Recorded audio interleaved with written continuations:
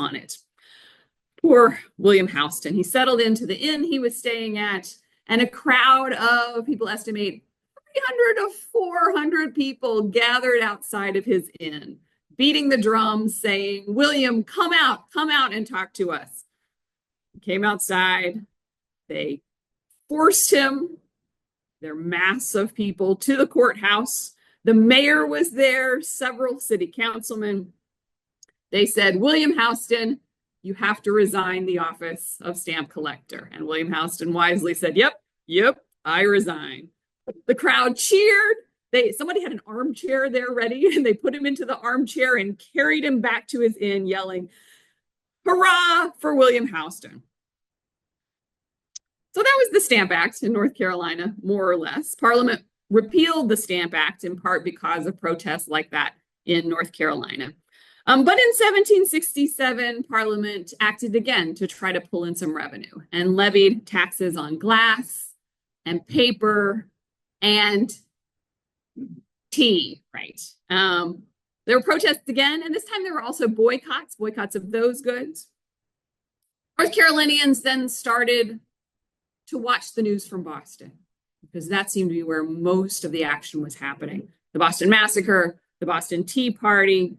And then in reaction to the Boston Tea Party, Parliament shut down the port of Boston, nothing coming in or out, and started to crack down on local government in Massachusetts, saying town meetings couldn't meet and things like that. And North Carolinians really paid attention to that as a threat, not only the threat of taxes, but threat to their own self-governance.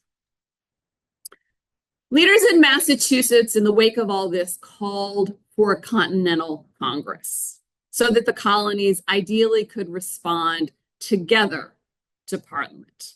Now, back during the Stamp Act crisis, there had been a Stamp Act Congress called, again, by Massachusetts, but North Carolina hadn't sent any representatives. If you think about it, we know the whole history of the Revolution. We imagine that sort of things are obvious, but they aren't obvious at the time, right, in the middle of history. It wasn't clear how you choose delegates to something like a Congress that you've never had delegates to send to. And at the time, the royal governor, Tryon, had not called North Carolina's assembly into session. And the assembly seemed like who should choose the representatives. That's the most representative thing. So North Carolina hadn't sent any representatives to the Stamp Act Congress. Now, there's a group of radicals in Wilmington by this point when there's a call for a Continental Congress. And they say, we're not going to let this happen again. We're going to call our own session to decide how to send, whether to send and how to send delegates to Philadelphia for this Continental Congress. So they put out a call for a North Carolina Provincial Congress, saying, everybody out in North Carolina, choose your delegates in whatever way seems representative to you, and send them to New Bern in August of 1774. Delegates came indeed from all over the colony to New Bern in 1774, and they passed several resolutions. Listen to the wording of this revolution, this resolution, I'm giving away, like it's not a revolution yet, right? Listen to the wording of this resolution from New Bern. This is the first provincial congress. We, His Majesty's most dutiful and loyal subjects of the province of North Carolina, impressed with the most sacred respect for the British Constitution, and avowing our inviolable and unshaken fidelity to our sovereign. So, we're not rebels, don't worry, we're not rebelling, but don't worry, it does go on. But at the same time, conceiving it a duty which we owe to ourselves and to posterity, when our most essential rights are invaded by powers unwarrantably assumed by the Parliament of Great Britain, to declare our sentiments in a most public manner. So they say, we're still good subjects of the king, it's Parliament that's the problem. So they resolved that His Majesty George III is the lawful and rightful king of Britain, and that we do bear faithful and true allegiance unto him. Got no problem with the king. Resolved that we claim no more than the rights of Englishmen. resolved that it is the very essence of the British Constitution that no subject should be taxed, but by his own consent. Therefore, they continued, any act of Parliament imposing a tax is illegal and unconstitutional, and that our provincial assemblies, the king by his governors constituting one branch thereof, solely and exclusively possess that right. So sometimes we think of the colonists as not being taxed at all, and the problem is that Parliament starts to tax them. But actually, the colonists indeed were taxed, but they were taxed by their colonial legislatures. So the colonial legislature, meeting in Newbern, might decide to pass a tax on the colony of North Carolina. The town of Newbern might decide to impose a tax on its own people. There are various kinds of taxes, but they are imposed locally, or at least at the most colony-wide, and they're voted on by elected officials. Colonists have the vote. They have elected officials, they have representation under which they are taxed, but they don't have a vote in Parliament. So that's the distinction they make when Parliament starts to pass things like the tea tax and the Stamp Act. North Carolina's first provincial Congress elected delegates to send to Philadelphia, and those delegates there in Philadelphia at the First Continental Congress approved Congress's non-importation and non-exportation resolutions, so basically boycotts. And boycotts came home to North Carolina. Boycotts, particularly at this point, these are boycotts of imported goods and luxury goods from Britain. This is what gives rise to, in the aftermath of the First Continental Congress and the First Provincial Congress, the Edenton, what became known as the Edenton Tea Party in October of 1774. It was a public declaration. We have the evidence of it. It was printed locally. We've sort of seem to have lost most evidence of that, but it was also printed in the Virginia Gazette, an issue that still exists. A public declaration agreeing to the boycott signed by 51 women. Now, signing petitions or really almost anything else was not something that women did very often in colonial North Carolina. The laws of English common law held that if you were a married woman, your husband had your legal identity. Your legal identity was subsumed under your husband's. And if anything needed to be signed, it was going to be signed by your husband. Not much need for a married woman to be signing anything. Not only custom, but law held. So it's very brave and very telling that these women, most of whom were married, put their names out there, not only their signatures, but publicly in newspapers. And let me just read you part of this resolution which they signed, which I think explains both what they're doing and also their justification for signing something at all. As we cannot be indifferent on any occasion that appears to affect the peace and happiness of our country, and as it has been thought necessary for the public good to enter into several particular resolves by a meeting of members deputed from the whole province, so that's the provincial congress, it is a duty we owe not only to our near and dear connections who have concurred in them, but to ourselves, who are essentially interested in their welfare, to do everything as far as lies in our power to testify our sincere adherence to the same. And we do therefore sign this paper as a witness of our fixed intention and solemn determination to do so. There are many other actions that are less famous than the Edenton Tea Party and that made less of a record in the public archive. This is in the Virginia Gazette, as I said. This over here is a cartoon from a British newspaper making fun of them. Right? I think you can tell by that. It's making fun of the women for getting involved in politics. But other kinds of actions happened too. There were many places canceled balls and other events that seemed like a frivolity in a time of boycotting. Women in Wilmington burned tea publicly. And many, many households, the women just stopped buying tea and other products in order to boycott them. So by late 1774 and early 1775, some militias in some parts of the colonies were preparing for violence. That was true in Massachusetts, for sure. Also in Virginia, Patrick Henry was pulling together a militia to possibly march to the coast. But most colonists and most North Carolinians thought that was going too far. Really hoped it did not descend into violence. Still, with the violence and the threat of violence, in early 1775, the Earl of Dartmouth, who was the secretary for the colonies, so the head of the colonies within the British administration, the Earl of Dartmouth ordered colonial governors to prepare for armed rebellion. Now, sometimes if an authority prepares for something bad, they can make that bad thing more likely to happen. Colonial governors started preparing for rebellion. In March 1775, North Carolina's royal governor, who by this time was Josiah Martin, you're going to want to boo. Boo, Josiah Martin. Governor Martin, boo.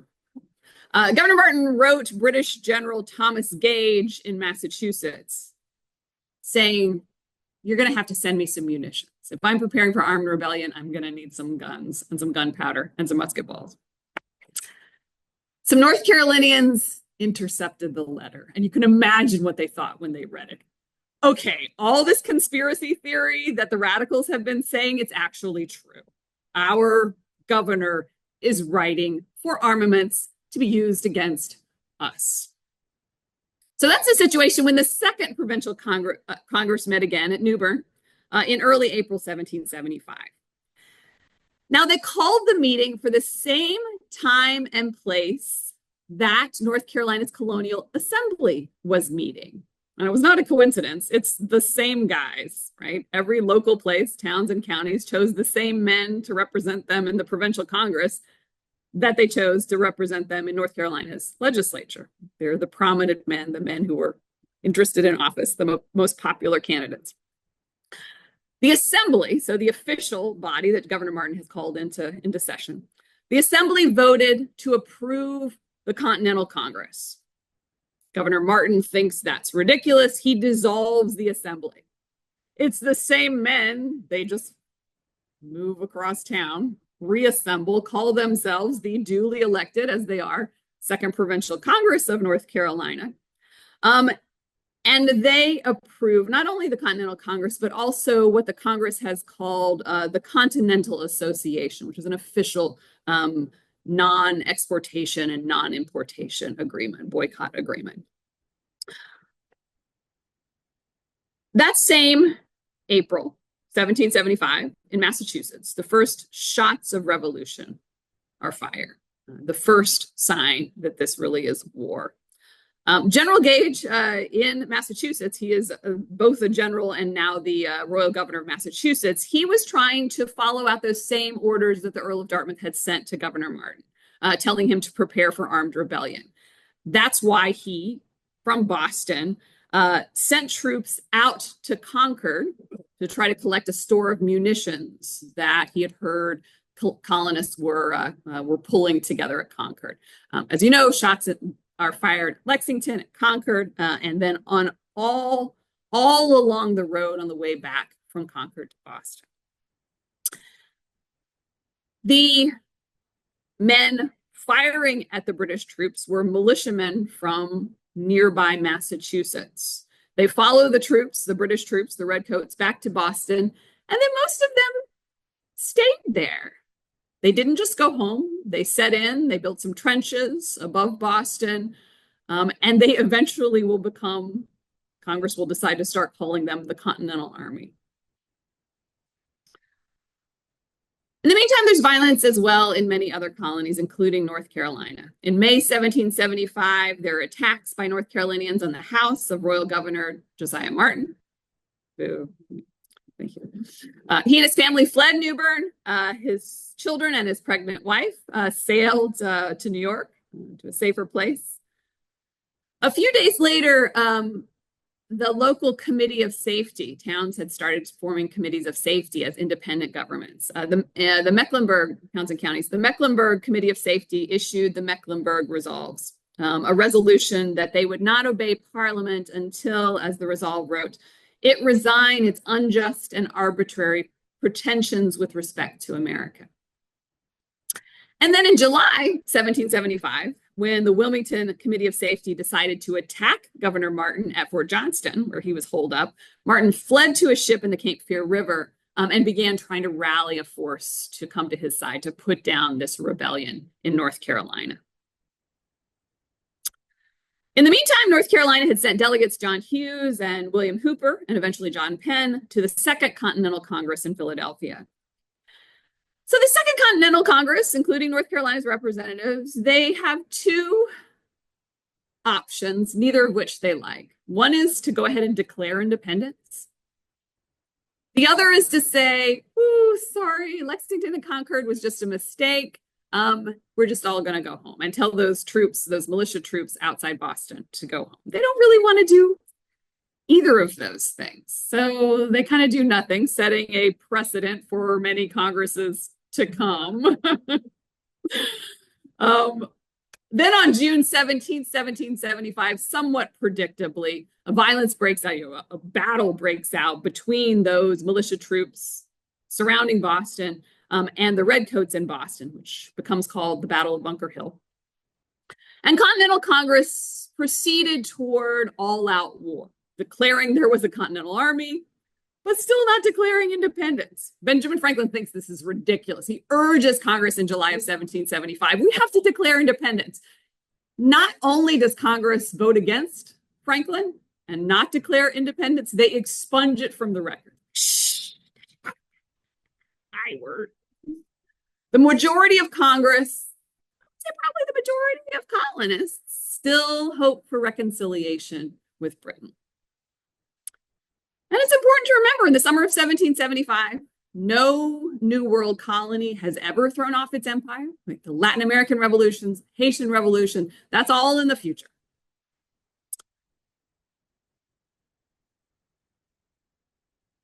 Nonetheless, while all this is going on, colonies like North Carolina were forming their own alternative governments. These provincial congresses, on the county and town level, committees that will become the basis of self-governance. They echo things that were there during the colonial period, but they're becoming more independent. They're calling themselves independent. And militias as well, because militias are also little democracies. North Carolina's third provincial Congress then met in August and September of 1775, almost exactly 250 years ago, 250 years and some change. They met in Hillsborough this time, both because they wanted, the leaders who called the conference wanted to make sure it wasn't just radicals on the coast who were behind this rebellion, maybe revolution, that the whole colony would be. And they also knew that with Governor Martin pulling troops and including ships bringing troops to him, the coast was getting more and more dangerous, and it was safer to meet in deeper inland. So think about the context in which the Third Provincial Congress meets in the fall of 1775. They're the only government left standing, right? Martin may still be out there trying to fight, but he's not a government anymore. And war has broken out. And of course, to run a war, you need a government. So the Third Provincial Congress is the one that really moves to creating a permanent government for North Carolina. They make themselves permanent, or at least the idea that provincial congresses will meet regularly. They form an executive body, which they call the Provincial Council, which can make decisions about North Carolina in between legislative sessions, sort of to take the place of the governor. And they call for every district, they create districts and call for each of them to create local committees of safety, so local governments that will meet at least every 3 months. And the members of the North Carolina Congress agreed that the people, this is their words, that the people of this province are bound by the acts and resolutions of the Continental and the Provincial Congresses, because in both they are represented by persons chosen by themselves. So that's a statement about legitimacy. Like, you can't overthrow a king by saying you are the new leader just for no reason, right? They'd have to say, we are the leaders. We are governing North Carolina now. The Continental Congress is governing whatever we all are together now because we represent the people better than Parliament, the king, the royal governor do. They resolved that the colony be immediately put into a state of defense. So they're describing it as defense. The royal governors are going to attack us. We're going to put ourselves into defense. They organized the militia, more colony-wide than it had been before, and they voted to create 2 Continental Army regiments. They formed a committee to try to start procuring arms and ammunition. And they also, and this is really interesting because there will be obviously more of this in North Carolina's future, they also put in place some incentives for locals to start manufacturing things that North Carolina will need, that whatever is going to happen, new will need. Because under the colonial system, the colonies were not supposed to manufacture anything. They're only supposed to produce raw materials like tobacco for the empire and then buy things brought to them by the empire, mostly made in Britain.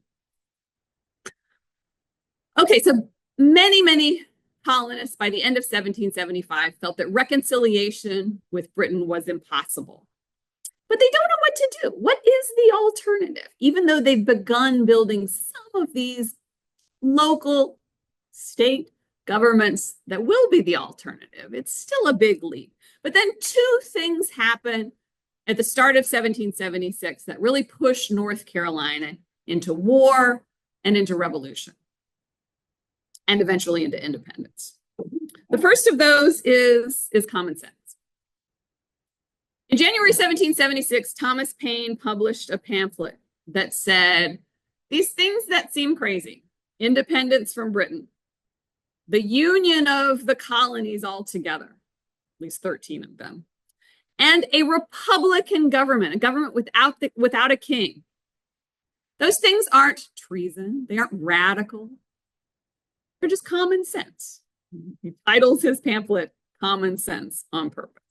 Thomas Paine argues not that the king should treat us better, but that it makes no sense to have a king at all. Common sense is very quickly distributed all around North Carolina. It's distributed among farmers and artisans and laborers. 150,000 copies are published in its first few months. And that's not counting all the copies that are reprinted in newspapers and all the times it's read aloud. Town squares, in taverns, in coffee houses. And common sense persuades many people who did not think this before. The king is the problem. Independence and a republic are the solution.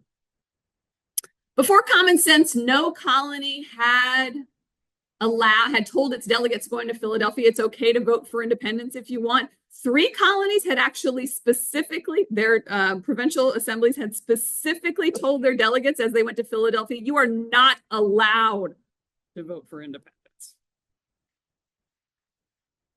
Okay, we'll come back to that in a moment. The second big thing that happens in early 1776 is the Battle of Moores Creek Bridge. In January 1776, British General Henry Clinton sailed south with an army. And his idea at this point was to pick off South Carolina and Georgia.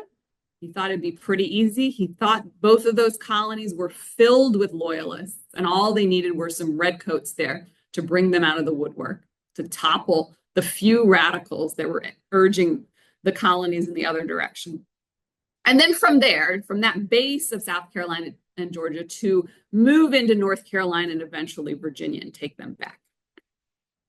On his way to South Carolina, Henry Clinton sails first to Cape Fear, near Wilmington, and he is supposed to be joined there with the rest of his force, the rest of the force that's supposed to meet him there. Commodore Peter Parker, not Spider-Man, and General Charles Cornwallis, who is bringing more troops from Britain for the southern effort. And importantly, loyalist militia forces from the interior, and specifically from North Carolina. These are the ones, the North Carolinians, that Governor Martin has been trying to recruit. Many of them are Scottish Highlanders who many of the men were retired from the British Army, had actually served in the British Army in the past, and gotten land in North Carolina in exchange for their service. There are some regulators from North Carolina's regulator movement out there who are still kind of grumpy at Eastern North Carolina's leaders, who they thought maybe were now dragging them into a war that they didn't want to be part of. And Martin also calls for men who are enslaved by men who are in rebellion against the crown. He says, if you're an enslaved man of military age and your slave owner is in rebellion, is one of these rebels, if you flee to me, if you flee to the British line, you will get your freedom. You're going to have to fight. You're going to have to fight in the British Army, but you'll be free. You won't be a slave anymore. These forces assemble near, especially those coming from the west, who are mostly Highlanders. These forces assemble near around what's Fayetteville today in February, when they first heard the British fleet was coming, in order to meet up with the British fleet. So to march to Wilmington, where Clinton is supposed to land. Now, hearing that the Loyalist militia and other forces were mustering there, about 1,000 rebel militiamen gathered in front of Moores Creek Bridge. They know that if the Loyalists are coming from Fayetteville or so to Wilmington, they're going to have to cross this bridge. The Loyalists had more men. They probably had about 1,600 men, as opposed to the rebels, 1,000 men. But the Loyalists only have about 500 firearms. They are expecting to be armed once they get to Wilmington by these ships that are coming, that the British are bringing, not only soldiers, but also armaments. When the Loyalist force got to the bridge, the rebels had withdrawn to the other side of Moores Creek. Moores Creek at that point is probably about 50 feet wide. And they built entrenchments on higher ground on that side of the bridge, the far side of the bridge from the Loyalists.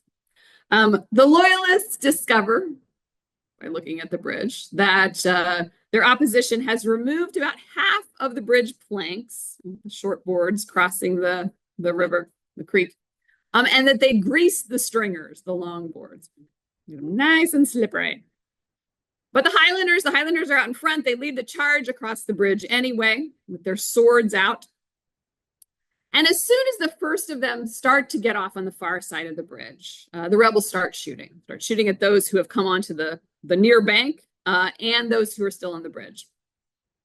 They killed the leaders. The leaders were out in front, right, bravely. Killed the leaders. And those on the bridge shot. Many of them fell into the water, drowned. Those who hadn't started, the Loyalists who hadn't started to cross yet, retreated, but rebel forces got across the bridge. They still had to deal with the fact that it was greased, but they weren't being shot at the same time. So more of them got across. They chased the Loyalists down and took about 850 prisoners. There were at least 30 Loyalist casualties and only 2 counted casualties on the rebel, the American, as we will soon call them, side. In the meantime, so these Loyalist forces are kept from getting to Wilmington. In the meantime, Henry Clinton lands, indeed, in the Cape Fear River. The North Carolina Loyalists aren't there. Parker and Cornwallis get there with reinforcements. There are some volunteers who do get there, though, and they are mostly the enslaved people who have taken Martin's invitation to come. I'm going to tell you just briefly about one family, although there are many, many others. A couple named Thomas and Sally Peters and their daughter Clary. They had been enslaved until just now. They'd been enslaved in Wilmington to, indeed, one of the Sons of Liberty there in Wilmington, so a master in rebellion against the crown, as Governor Martin had put it. And they heard Martin's offer. Now, Martin hadn't asked for women to come. Martin hadn't asked for them to bring their children, right? He wants men to fight in his army. Over and over, though, when the British do this, and they do this many, many places during this war, enslaved families all come.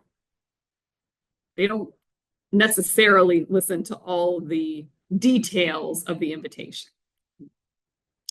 So the Peters family took their chance and they escaped, along with many other enslaved people of Wilmington and many, many other places along the coast. Thomas Peters joined the Black Guides and Pioneers, which was started in Virginia a little bit earlier by the royal governor in Virginia. And he'll fight with them for the rest of the war, while his family continues alongside the British regulars and does much of the very important work that women do to sustain the British Army. Estimates vary. There aren't great records on this, although there are records, but perhaps 80,000 people fled slavery over the course of the American Revolution from the South, using the war to escape, either by joining the British or in some cases just by sort of slipping off and finding a new place to live and pass themselves off as free, become free. So the British go on from the sort of meeting place in the Cape Fear River. They attack Sullivan's Island in South Carolina, but the South Carolina militia and the Continental Army force that was sent to South Carolina to protect it, they hold off the British assault. So the British fail in this attempt to take the South. So that was the situation in April 12, 1776, when the 4th North Carolina Provincial Congress met, this time at Halifax. And they resolved, taking into consideration the usurpations and violences attempted and committed by the King and Parliament of Britain against America. You are delegates there in Philadelphia. You can vote for independence. They were meeting in Halifax, as I said. This becomes known as the Halifax Resolves. It justifies our license plates, first in freedom. After that, men from all corners of North Carolina enlisted in the Continental Army. Men from all walks of life, wealthy and poor, indentured, many, many free people of color, both Native and Black and both. In fact, one of the things there's been a lot of action around American 250 of people finding their ancestors or historians discovering in the archives some of the soldiers in the Continental Army who came from places like around here.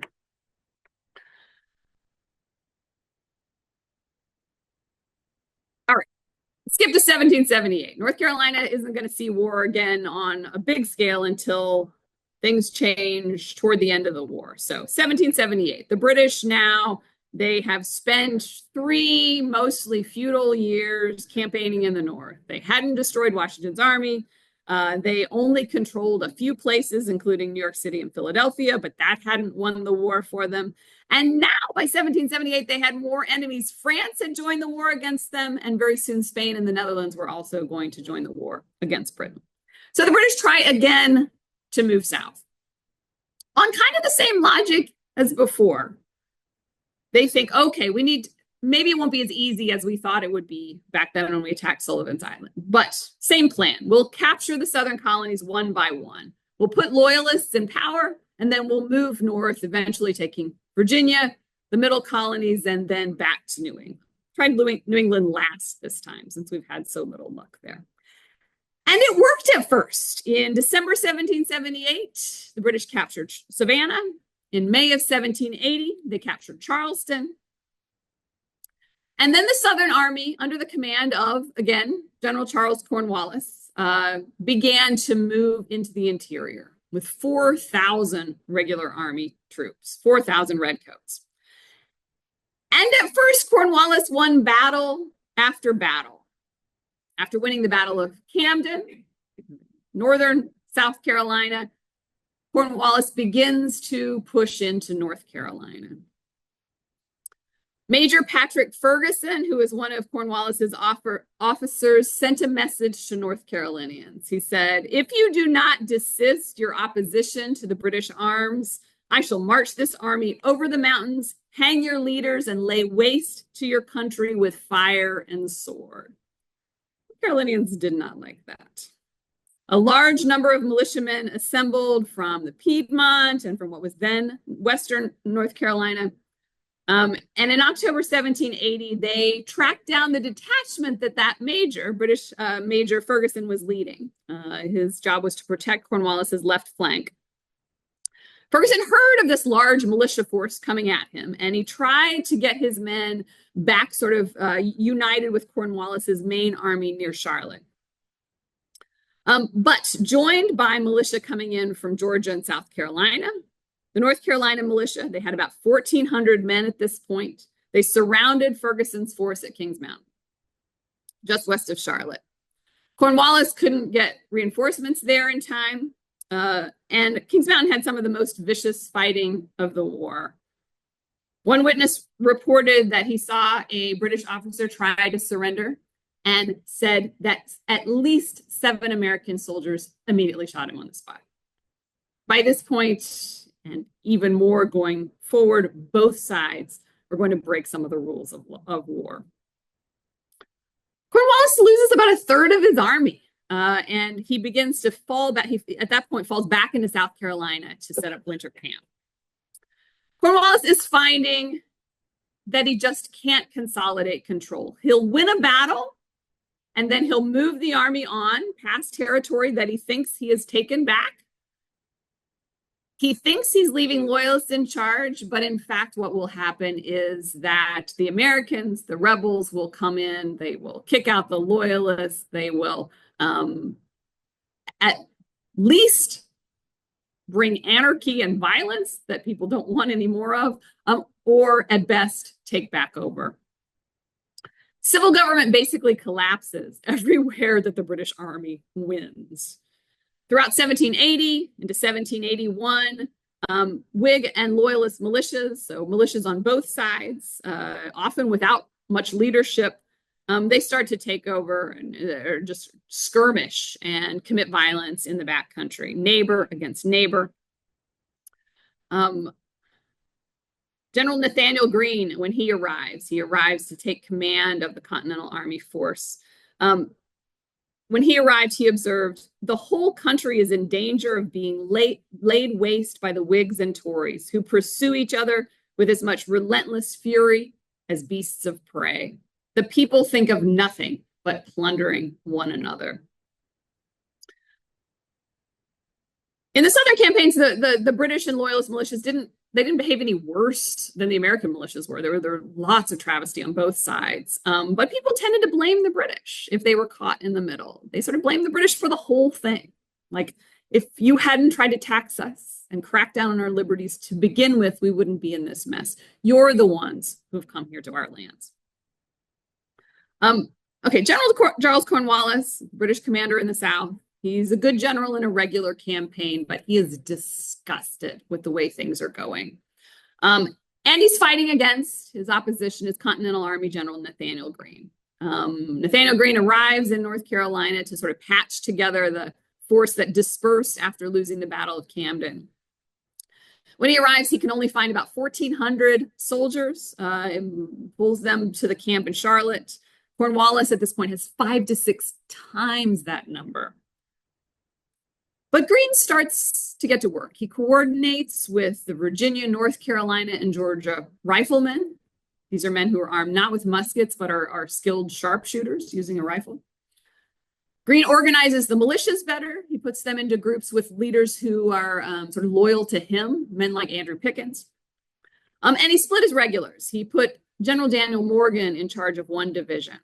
Daniel Morgan had been part of this war from the beginning. And so Greene sends Morgan and his men behind Cornwallis to cut off British supply lines and try to encourage the sort of retaking of places by locals who support the revolution. So Greene knows he can't risk his army in direct battle. He can only afford hit and run warfare, but he can chip away at Cornwallis's army.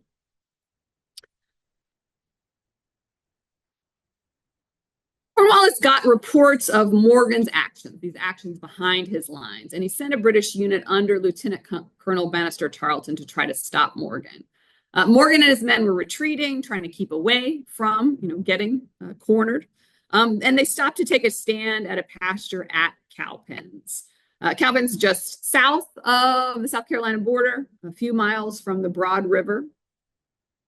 And he called militia, local militia. Morgan called local militia to meet him there. Charleston got the report that Morgan was here. He said, "That's great. Look, they're hemmed in by the Broad River. We will surround them and defeat them."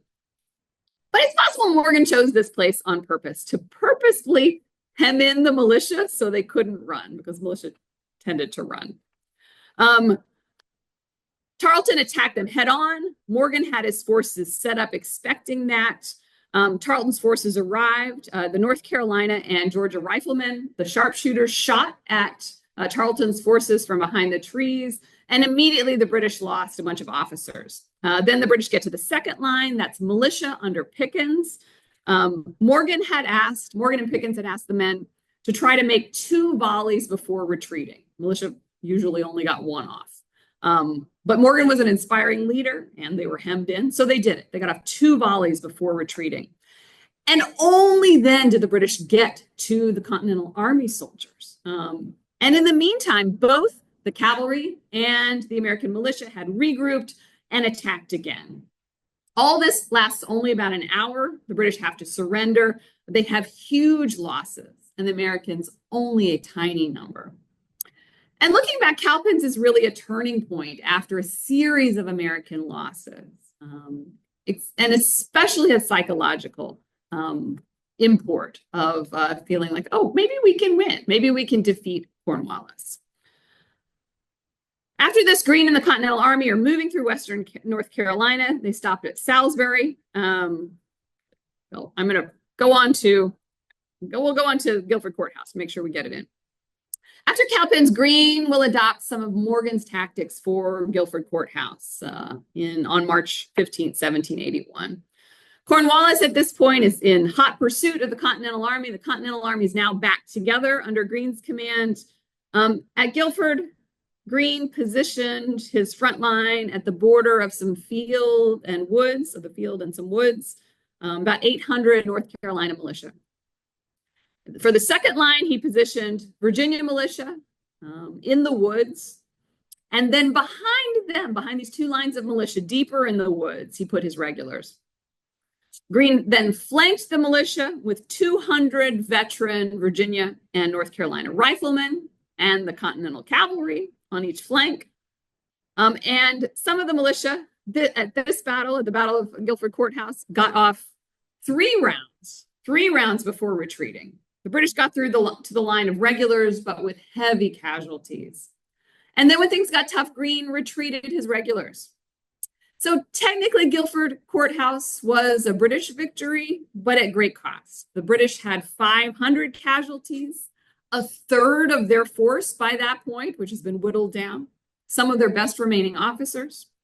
The Americans lost 250 people, but of that 250 casualties, some of them were militiamen who showed up later and maybe hadn't even been wounded. So significantly fewer American casualties. By April 1781, Cornwallis was tired of chasing Greene around the Carolinas. He withdrew to regroup at Wilmington. At first, he wrote, "I am quite tired of marching about the country in quest of adventures." He was short of supplies. He decided to head north to Virginia, ultimately to find himself hemmed in at Yorktown. So North Carolina was vital from the beginning of the Revolution and here at the end, when North Carolina is what pushes the British Army toward eventual surrender in Virginia. I think Noah said there's time for questions. If anybody has any. We do. Okay, great. Back to the beginning with the taxation issue. So the British they want to pay for the French and Indian War. You had mentioned how there were local taxation anyways, but I'm assuming that revenue was spent locally as well. Is there an actual tax that is sending revenue back to England at all? No, there's really not. And the way that England makes money off of its colonies is through the Navigation Acts, which is tariffs, right? Well, import and export taxes.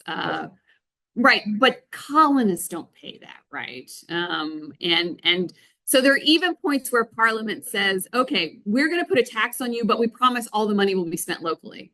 But it comes at a point where the colonists are already too angry to agree to that. But most of so keeping the colonies from establishing their own manufacturing and making sure they are pumping raw materials into the empire and buying the empire's goods, because the Navigation Acts say they can only buy imported goods that come off of British ships, not from any other empires. That's how Britain as a whole is making money. But if you sort of look at the British leisure seats, which of course British officials are doing, they're not making much money off of these 13 colonies at all, right? They make a little bit off of South Carolina, and the rest of us are really a drain. Maybe Virginia too. They make money off Jamaica, right? Yeah.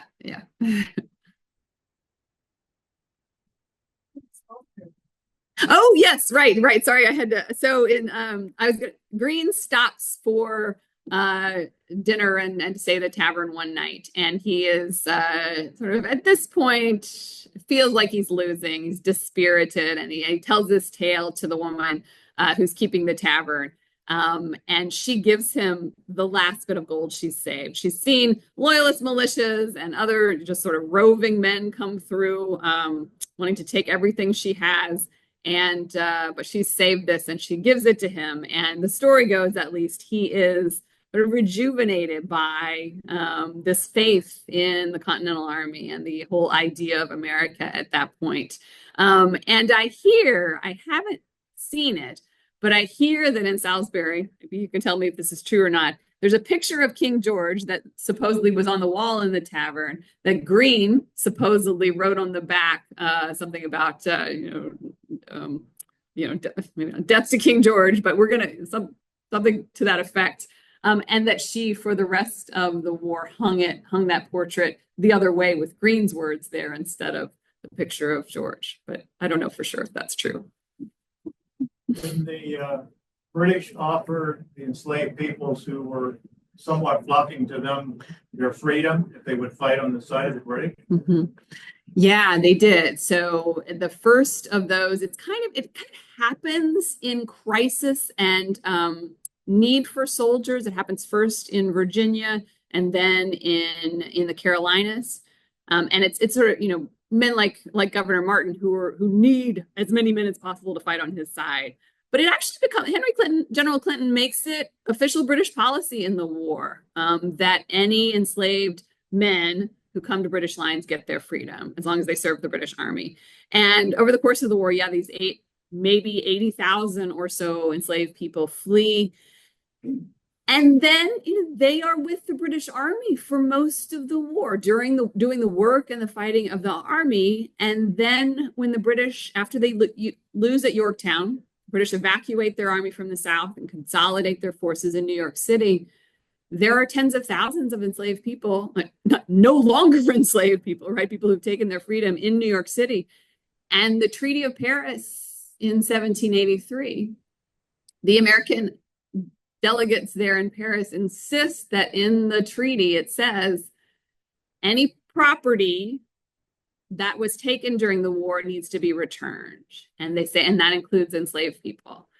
The general who's evacuating New York City for the British gets the news of this. Washington's there. Washington says you have to do this. And any people who are owned by Americans need to be given back to those owners. And the British general won't do it. He actually puts as many enslaved people, formerly enslaved people, as he can onto ships. They end up in Nova Scotia and Britain and some of them in Liberia. There's been a ton of research done on what happens to those people who take their freedom, away from slavery during the Revolution and then become part of the British Empire. And one of them is named Harry Washington, literally was enslaved by George Washington. One question on Zoom. It says, can you comment about the involvement of Native Americans and German soldiers supporting the British in North Carolina? Yeah. So the story of Native American soldiers in North Carolina is fascinating. And so there were definitely Native men from around here who served in their local militia and enlisted in the Continental Army. There's a Continental Army veterans who are natives of more coastal parts of North Carolina. But then at the same time, there are Native nations that are still independent nations on the border of the colonies, and they mostly fight on the British side because it's the colonists who have been illegally moving onto their land, and they hope that the British will crack down on these. So the Cherokees, for example, to the west, they fight against North Carolina, Virginia, South Carolina militia early in the war. And then German soldiers are sort of different situations. Sometimes they're called mercenaries, and it's sort of Germany at the time was not one state; it was many principalities, and there were these German princes who had their own fairly small armies, and some of them sent soldiers to aid the British, not particularly because they cared about the British cause, but in some ways you could think of the prince as the mercenary. He's the one who's getting the money, and then he's sending his usually poorer men, Hessians and other principalities in Germany come in, and they're mostly they are on the British side. That's why they come. There are many stories, though, of individual men who maybe get captured or maybe just sort of wander away from the war because this really isn't their war and end up just being farmers out in Western Pennsylvania and never going back to Europe.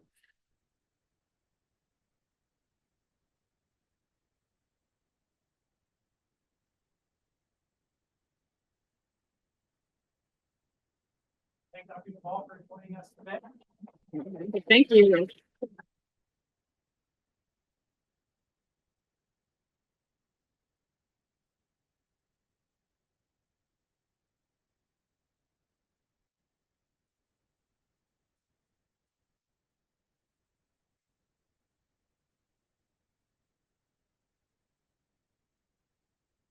Thanks.